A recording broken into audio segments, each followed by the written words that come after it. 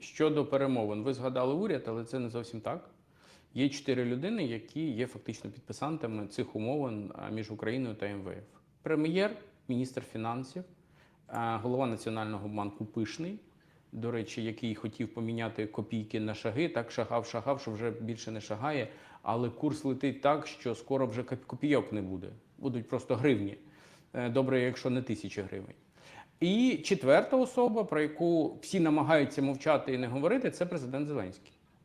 4 людини. Щодо цих умов, вони були не на початку року, вони були в минулому році. І ваш покірний слуга, виступаючи, коли колеги голосували за бюджет на 26 рік, казав, ви голосуєте за 100 сміття. Це навіть не папери, це сміття, тому що ви вже його зіпсували фарбою. Нічого він не вартий, окрім того, щоб підперти ножку стільця в президентському кабінеті або в кабінеті прем'єра. Нічого. Взагалі.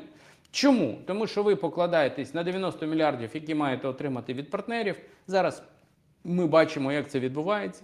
Друге, вони покладалися на понад 8 мільярдів доларів, які мав дати МВФ. Там було 4 вимоги. Посилки, OLX, знищення ФОПів і пожиттєвий 5% військового збору. Це вже було все відомо в минулому році, я думаю, що десь в жовтні. В листопаді приймався бюджет, а це було вже в жовтні зрозуміло. І я казав, що ви не протягнете навіть цю історію. Ну ми, наприклад, будемо категорично проти, ми за це не будемо голосувати. І будемо всіляко робити так, щоб цього не відбулося. Але саме на таких розрахунках був побудований бюджет. Я вам більше скажу, я думаю, що багато хто не знає, але ці 8 мільярдів, вони не для вас. Вони для того, щоб погасити обслуговування, навіть не повернення боргу перед МВФ. Розумієте? Взагалі, влада загралася в кредити таким чином, що з 22 по 25 рік обслуговування боргу. Що таке обслуговування? Тобто це ви не повертаєте, це ви платите відсотки, пені і тому подібні речі.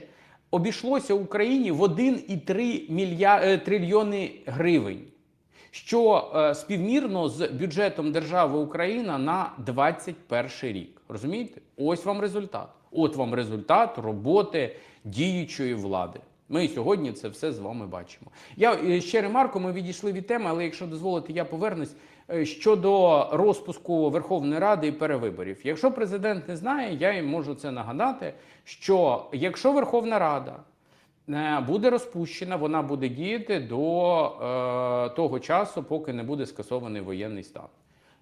Друге, проведення виборів під час дії воєнного стану неможливо. Третє, навіть якщо вибори відбудуться і буде обрана нова Верховна Рада, то в свої повноваження вона вступить лише після закінчення воєнного стану. Парадокс в тому, що, наприклад, якщо б вибори відбулися там 22 лютого 22 року, то все рівно проміжок війни функції виконувала б та рада, яку ви сьогодні бачите в стінах парламенту. Якщо президент не знає, або йому про це не сказали, або його ввели в оману, йому треба цих людей просто вигнати.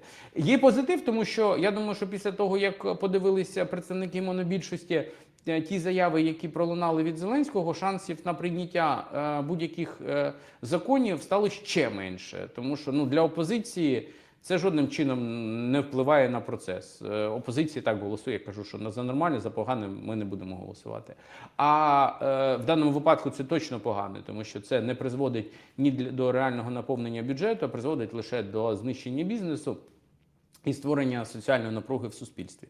Але і для монобільшості такі сигнали виглядають як просто з одного боку зрада, тому що всі розуміють, що це спільний човен між монобільшістю, урядом і Зеленським. Щодо розпуску уряду, це насправді вже немає жодного сенсу. Ви пам'ятаєте, як ми воювали, саме ми були тими, хто запустив процес відставки Шмигаля, прибрали Шмигаля. Я сподівався, що все ж таки в монобільшості вистачить трохи свідомості для того, щоб призначити більш фаховий уряд, більш такий збалансований, де були б не свої, а професійні. Але ні, просто взяли, погралися, як в дитячому садочку. Пам'ятаєте цю гру, коли на баяні дядя грає, дітки бігають навколо стільців, потім він закінчив, вони й сіли. Була перший віце-прем'єр Свириденко, стала прем'єр-міністром. Прем'єр-міністр на той момент став міністром оборони, зараз міністр енергетики. Я думаю, що він кожного дня на роботу приходить, дивиться в трудову, а яке сьогодні в нього місце роботи. Був Федоров, міністр цифрової трансформації, став міністром оборони. Був Галущенко, міністром енергетики, став міністром юстиції, зараз взагалі перестав бути чимось. І таких нікого нового там не з'явилося. Або підняли заступників, або не поміняли взагалі нічого. Тому я б навіть не говорив сьогодні про зміни уряду. Без Зеленського це неможливо. Його цей уряд влаштовує, тому монобільшість це проголосувати не зможе. Я вам більше скажу, він підклав таку велику свиню і керівництву своєї фракції, і Зеленському, і Мотовиловцю, тому що їм реально сьогодні важко збирати голоси під будь-які законопроекти, а в даному випадку з урахуванням тієї риторики і мотивації, яку їм намалювали, я думаю, що шанси на позитивний результат будуть ставати для них ще менше. Подивимось, наступний тиждень буде засідання Верховної Ради. Я думаю, що буде цікаво. Буде соромно, але цікаво. Дивіться, є ще пару моментів, які я хочу поговорити з вами. От заява про те, що депутатів відправлять на фронт, це ж такий дрібний шантаж. Депутати розуміють, що вони не проголосують за цей законопроект. Зеленський розуміє, що йому по шапці надають наші партнери, кажучи, що зазіхання на парламентаризм в Україні вже зазнає якогось неймовірного рівня. Але це погроза фронту. Погроза. Ах, ви такі? Я вас покараю. Я вас на фронт відправлю. Фронт стає погрозою. Тож для Зеленського служба на фронті – це покарання. Бо він лякає саме фронтом, нардепом. Якимось покаранням. Не тим, що там ганьба від народу. Ні, покарання – це фронт. Служба в армії для президента – це не важкий, але почесний обов'язок громадянина, а все ж покарання. І цим покаранням він лякає. З таким підходом він точно народ зможе мотивувати, мобілізуватися? Чи проблема мобілізації його в цей момент не хвилює? Хай там проходить що завгодно. Напади на ТЦК, порушення з боку ТЦК, бусифікація, конфлікти навколо всього цього, розкол суспільства. Але Зеленський буде мовчати і лякати мобілізації. Це ж фактично підрив обороноздатності країни. І це про наші перспективи. Чи Зеленський розуміє взагалі, що він говорить?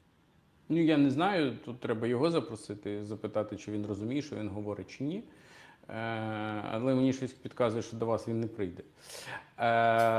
Друге питання – це питання покарання фронтом. Це, правда, виглядає з боку Верховного командувача дивно. Я дуже толерантно підбираю слова. І виглядає це просто як знущання над тими, хто сьогодні воює на фронті. Тому що щодо бусифікації... Що вони покарані, здається, тоді? Так. А особливо ті, хто прийшов добровольцями, і прямим текстом кажуть, ми прийшли добровольцями, стали рабами. Це взагалі... Це пряма цитата тих, хто воює. Я сказав, що я буду тут займатися плагіатом, мені хлопці це дозволили, тому я використовую саме їх слова для того, щоб пояснити, як вони себе відчувають сьогодні в цій шкурі. Добре, окей, а що будете робити з тими депутатами, які вже воюють або воювали? Такі теж є в сьогоднішньому парламенті, той же Костенко Роман. А що ви будете робити з тими, хто дійсно багато допомагав фронту, забезпечував в якості волонтерської допомоги, не лише Збройні Сили України? А що окей, я погоджуюсь, Верховний Головнокомандувач має, мабуть, внутрішнє якесь своє право, він сам собі їх визначає, сам їми користується, когось відправляти на фронт, представників влади. Можливо. Але тоді давайте всі ж разом. У нас є Верховний Головнокомандувач, у нас є його офіс. До речі, там є теж класні бойові генерали. Це абсолютно без підколу і абсолютно щиро я про це говорю, які не боялися, їздили, воювали і показували свою роботу. Я і про керівника офісу, і про заступника, які безпосередньо були бойовими офіцерами під час всієї війни, особливо під час дії воєнного стану. Тому їх цим точно не злякаєш. А от всіх інших, і колишнього керівника Офісу Президента, і багатьох тих, хто там працює, і багатьох тих, хто поховався за бронью або в наглядових радах, або на військових кладовищах, або ще десь. Давайте всіх тоді, давайте зберемо бригаду, туди додамо ТЦК. Там не тих, хто пройшов фронт, а є там багато тих, хто взагалі не знає, в якій стороні цей фронт знаходиться. І створимо велику бригаду. Я думаю, що люди будуть аплодувати. Ну тоді давайте так.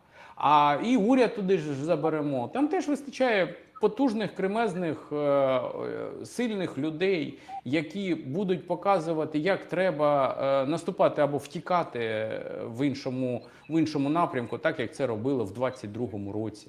Коли почалося повномасштабне вторгнення, вони так бігли охороняти Західний котел, що деякі з них не змогли навіть на кордоні зупинитися, через нього перепригнули. Потім треба було якось повертати. Пане Дмитро, дивіться, але ж там є навіть кому очолити. Наприклад, лейтенант Баканов може стати на чолі якогось підрозділу. Андрій Єрмак очолити юридичну службу батальйону. Ні. Чому корпус? Буде Єрмакорпус. Єрмакорпус ТЦК, до речі. Теж непогано. Далі. Трухін. Саша Трухін може не просто розповідати, що хоче тихесенько піти в ліс, а очолити диверсійно-розвідувальну групу. І тихесенько з ними заходити в ліс. Ще є інші, які можуть, Чернишов, це взагалі окрема історія, може навіть залучити, як пропонує пан Федоров, іноземців, наприклад, Міндіча. Він же пропонує заключити контракт з іноземцями. От он ще один кандидат. Тому тут є кого залучати. І це я ще не згадав Золкіна, того ж самого Петрова і інших пропагандонів, які сидять чітко на забезпеченні офісу. І бронезаборювані від них. Але в мене питання інше. Давайте відверто. Парламентська криза нікуди не дівається, вона не подолана, вона поглиблюється, проблема є. Треба щось змінювати. Якщо нічого не змінювати, так ситуація не покращиться. І тут з'являється заява, що президент Зеленський відкинув можливість створення коаліції національної єдності, адже, за його словами, це не потрібно та не буде корисно. Я вибачаюсь. А те, що зараз відбувається в парламенті, це корисно, а те, як зараз відбувається атака на парламент, це корисно, а те, як зараз депутати не ходять в парламент, це корисно. Взагалі, може, все ж таки треба змінювати правила гри, щоб гра змінилася? Чи Зеленський мотивований тільки одним? Утримати владу в своїх спітнилих корупційно-клептократичних долонях? Дивіться, для того, щоб міняти правила гри, треба вміти грати по іншим правилам. А якщо ти звик працювати лише знаєте, ви пропонуєте грати там в шашки або в шахмати, коли людина привикла грати в Чапаєва. Пам'ятаєте цю гру? Дитинство наше. Тому точно цього не поміняється. Я не вірю, чесно, в уряд національної єдності, задіючої системи прийняття рішень. Зеленському некомфортно працювати в режимі іншої думки. В нього є там своє бачення, є своя парадигма, яку він буде сповідувати, в якій він буде рухатись.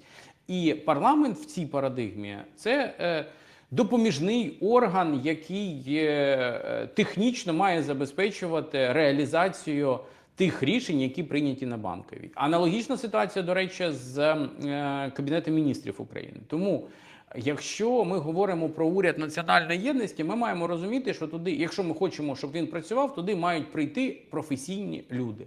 Професійні люди зазвичай в 99% це самодостатні і ті люди, які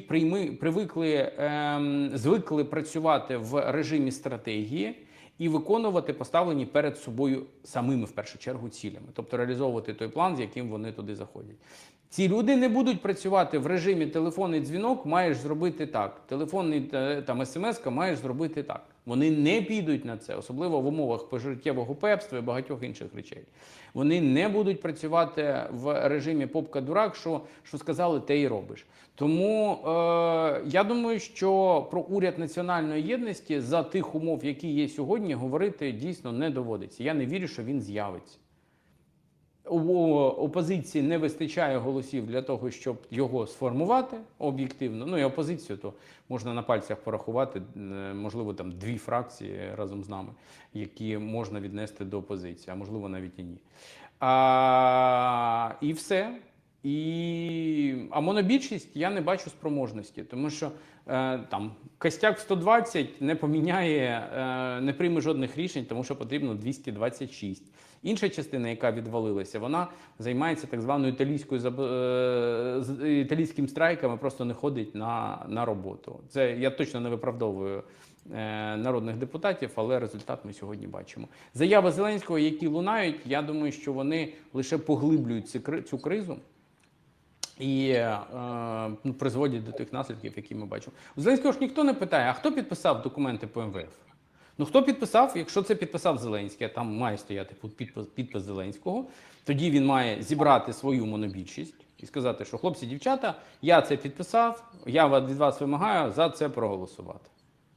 І вийти публічно про це сказати суспільству. Я думаю, що на це не вистачить сміливості ні в нього, ні в всіх інших підписантів. Тобто цього не відбудеться. А депутати на себе, якщо чесно, депутати навіть від монобільшості втомилися на себе брати, тут вже не буду підбирати слова, лайно, от відверто. Тому що їх кожного дня їм поливають, причому поливають не лише на вулиці, не лише в ефірах, а й вже з Офісу Президента. Вони від цього душу втомилися і вирішили, що краще тоді нічого не робити, чим знову підняти податки і завтра їх на вулиці будуть бити, причому фізично. Тому що коли у людей урветься терпець, то можна просто потримати по шиї. Я розумію, що це зараз там не якісь масові потрясіння будуть, але ідучи на роботу, можна трохи вловити прямо перед Верховною Радою. Маємо те, що